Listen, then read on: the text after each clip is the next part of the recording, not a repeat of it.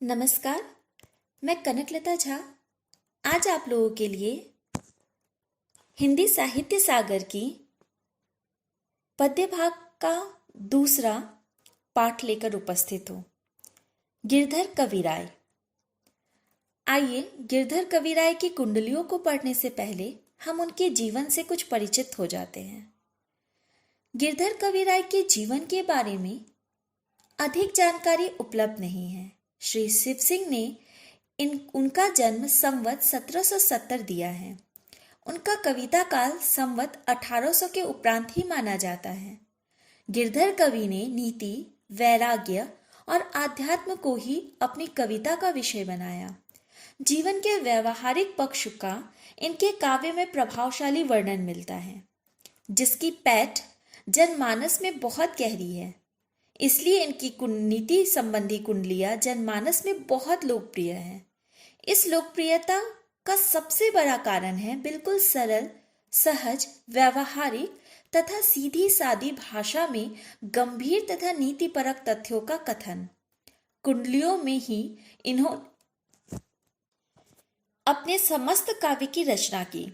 गिरधर कविराय ग्रंथावली में इनकी 500 से अधिक कुंडलियां संकलित हैं। आइए पढ़ते हैं गिरधर की कुंडलियां।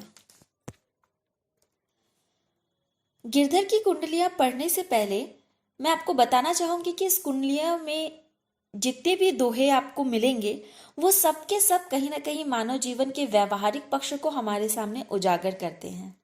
शुरू करते हैं। लाठी में गुण बहुत है, सदा राखिए संग। लाठी में गुण बहुत है, सदा राखिए संग। गहरी नदी नारी जहां, तहां बचावे अंग। तहां बचावे अंग, झपट कुत्ता कह मारे। दुश्मन दावागीर होए, तिन्हों को झारे।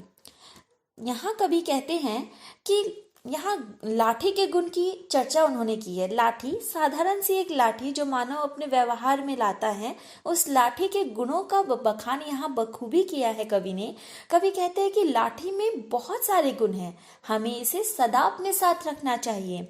चाहे गहरी नदी हो, नाला हो, या फिर दुश्मन हो हमारे सामने खड़ा कोई, या फिर कुत्ता हमारे पीछे पड़ा हो, हम किसी भी परिस्थिति में लाठी से अपना बचाव बखूबी कर सकते हैं और लाठी के द्वारा हम अपनी रक्षा कर सकते हैं।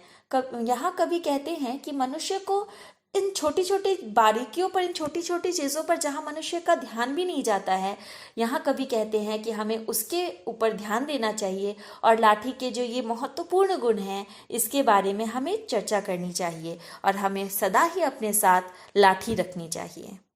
धन्यवाद।